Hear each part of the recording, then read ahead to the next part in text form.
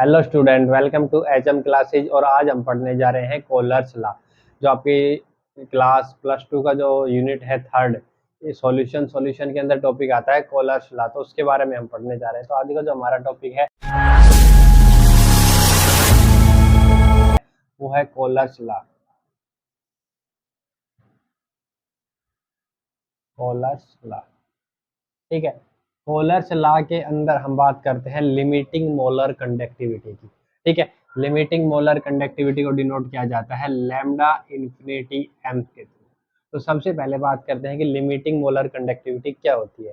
इसके लिए हमने एक ग्राफ स्टडी करना है, जो ग्राफ आएगा आपकी कंसंट्रेशन एंड मोलर कंडक्टिविटी के बीच में, ठीक है ना। किसके बीच में आएगा? Concentration and molar conductivity of a strong electrolyte. Strong electrolyte जो होते हैं हमारे, उनकी कंसंट्रेशन और मोलर कंडक्टिविटी के बीच में ग्राफ करते हैं कि जब हम कंसंट्रेशन को इंक्रीज या डिक्रीज करेंगे तो मोलर कंडक्टिविटी पे क्या इफेक्ट आएगा, उसके लिए ग्राफ करेंगे। तो इसमें हमें पता है जब हाँ, तो बच्चों हमने ग्राफ को स्टडी करना है मोलर कंडक्टिविटी और कंसंट्रेशन के बीच में, ठीक है। तो इसमें क्या कहता है कि जब किसी भी सॉल्यूशन की कंसंट्रेशन को इंक्रीज किया जाता है तो उसकी जो मोलर कंडक्टिविटी है उसके अंदर क्या आता है? डिक्रीज आता है। क्या आएगा? डिक्रीज आएगा। मतलब इसका जो ग्राफ है वो वेरिएशन के साथ आता है, बहुत स्मॉल वेरिएशन के साथ, इस टाइप से, ठीक है। यहाँ पे आपका यहाँ से स्टार्ट होगा और यहाँ पे क्या हो जाएगा? एंड हो जाएगा।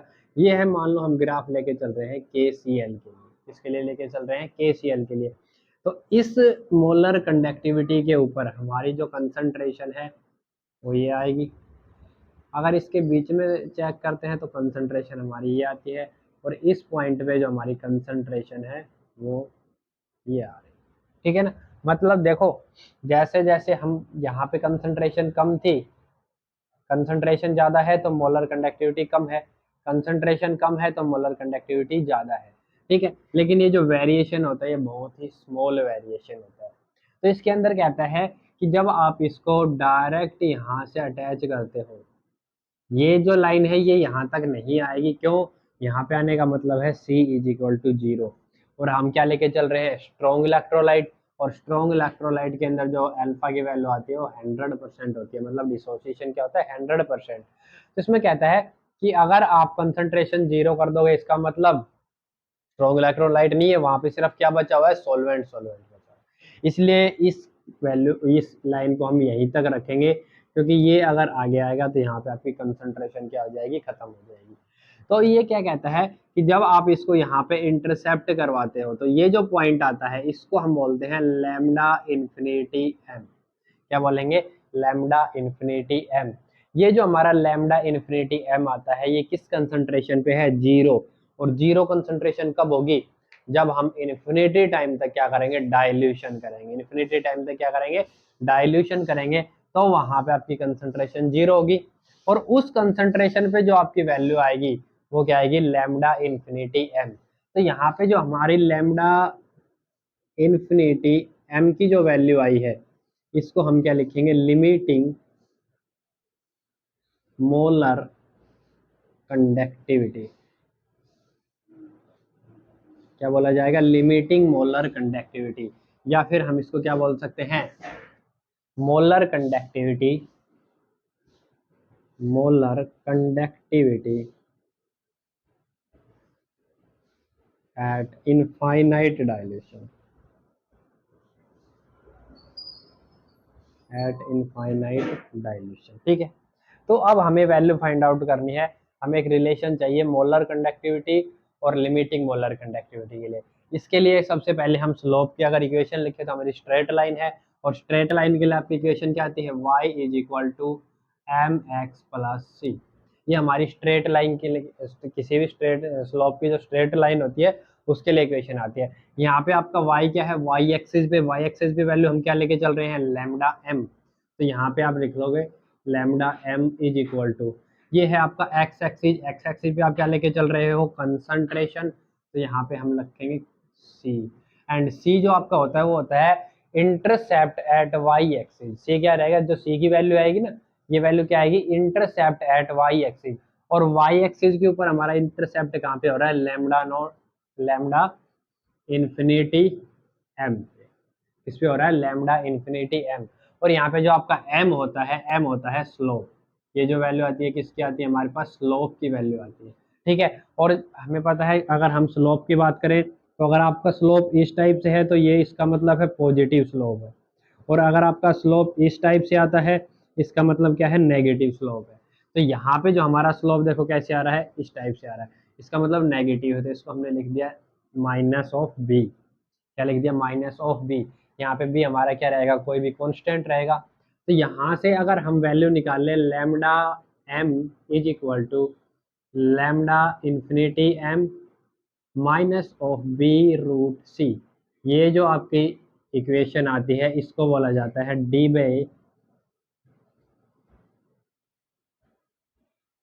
By हक्कल own Sagar equation. क्या बोला जाता है, D by हक्कल own Sagar equation. ये जो हमारी इक्वेशन है इसको हम बोलते हैं। और यहाँ पे देखो हम देख सकते हैं कि जो लैम्डा एम की जो वैल्यू होती है यानी मोलर कंडक्टिविटी की जो वैल्यू होती है वो वैल्यू लैम्डा इन्फिनिटी एम यानी लिमिटिंग मोलर कंडक्टिविटी की वैल्यू से क्या होती है, कम होती है, ठीक है ना। मतलब इस वैल्यू में से कुछ ना कुछ कम करेंगे तब ये किसके इक्वल आएगा, लैम्डा एम के इक्वल आएगी, ठीक है। तो यहाँ से हमारी आती है value limiting molar conductivity and molar conductivity, और इन दोनों के बीच में वेरिएशन आता है, ठीक है। इसके बाद हमने स्टडी करना है कोलर्स लॉ को, ठीक है, कि किसी भी सॉल्यूशन की अगर हमें लिमिटिंग मोलर कंडक्टिविटी निकालनी है तो वो हम कैसे निकालेंगे, इसको एक्सप्लेन किया गया था कोलर्स लॉ के थ्रू। क्लियर है सभी को, यहाँ तक सभी को समझ में आ गया है। तो अब हम स्टडी करते हैं कोलर्स लॉ को। तो इसमें कहता है कि according to this law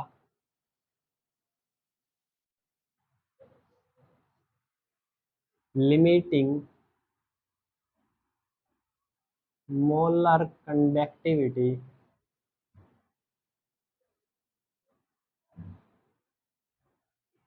of an electrolyte at infinite dilution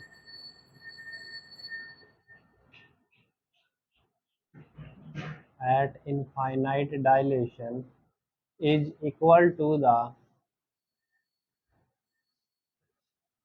sum of molar conductivity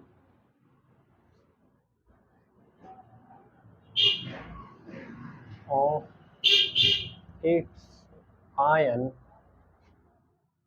of, यहाँ पे लिख सकते हैं कैटायन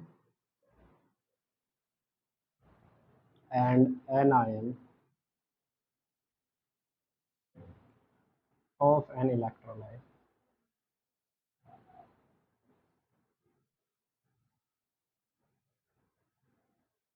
ठीक है, इसमें क्या कहता है कि जो आपका कोलर्स लॉ है वो क्या डिफाइन करता है कि किसी भी इलेक्ट्रोलाइट की जो लिमिटिंग मोलर कंडक्टिविटी होती है एट इनफाइनाइट डाइल्यूशन पे वो किसके इक्वल होती है, is the sum of molar conductivity of cation and molar conductivity of anion of the electrolyte.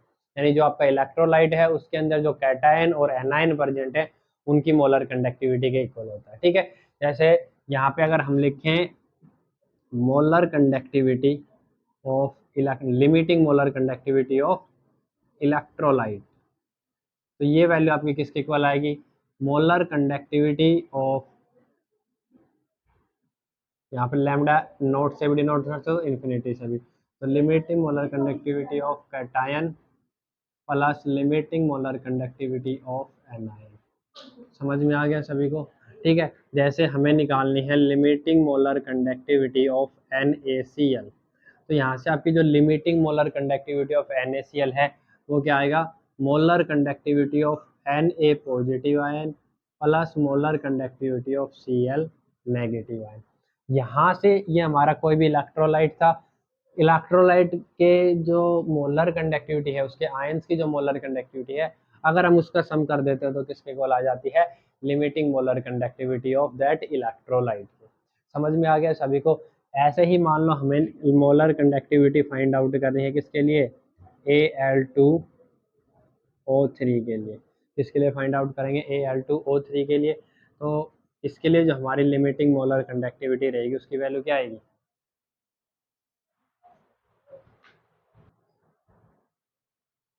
हाँ तो बच्चों हमें इस इलेक्ट्रोलाइट की लिमिटिंग मोलर कंडक्टिविटी निकालनी है। तो इसकी वैल्यू हमारे पास क्या आएगी, लैम्डा नोट, यहाँ पे देखो वैल्यू कितनी है 2 है, तो इसको 2 से मल्टीप्लाई कर देंगे हम।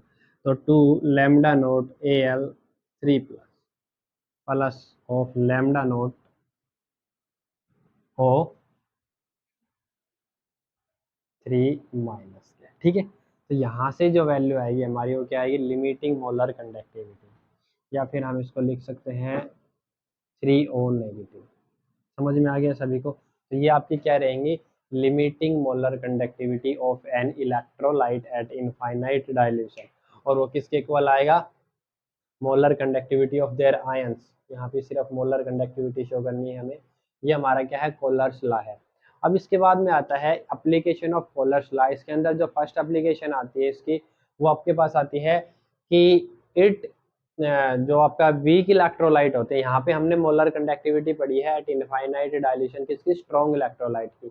लेकिन ये बात करता है कि अगर आपको किसी भी वीक इलेक्ट्रोलाइट की, जैसे हमारे पास स्ट्रॉन्ग इलेक्ट्रोलाइट है, उसकी जो मोलर कंडक्टिविटी है, लिमिटिंग मोलर कंडक्टिविटी है, वो हम फाइंड आउट कर सकते हैं एक्सपेरिमेंटली। लेकिन किसी भी वीक इलेक्ट्रोलाइट की अगर आपको मोलर कंडक्टिविटी निकालनी है तो वो आप एक्सपेरिमेंटली नहीं निकाल सकते हो एट इनफाइनाइट डाइल्यूशन।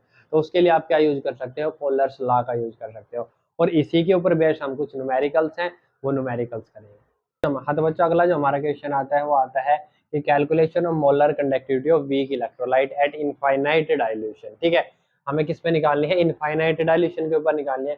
तो सबसे पहले हमें जो वैल्यू दे रखी है वो स्ट्रॉन्ग इलेक्ट्रोलाइट की दे रखी है। यहाँ पे जो हमें वैल्यू है वो किसकी दे रखी है, स्ट्रॉन्ग इलेक्ट्रोलाइट की। और ये जो वैल्यू है किसके लिए है, लैम्डा नोट ऑफ एम।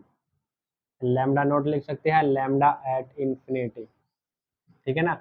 ये सभी के लिए वैल्यू है लैम्डा इंफिनिटी एम की वैल्यू।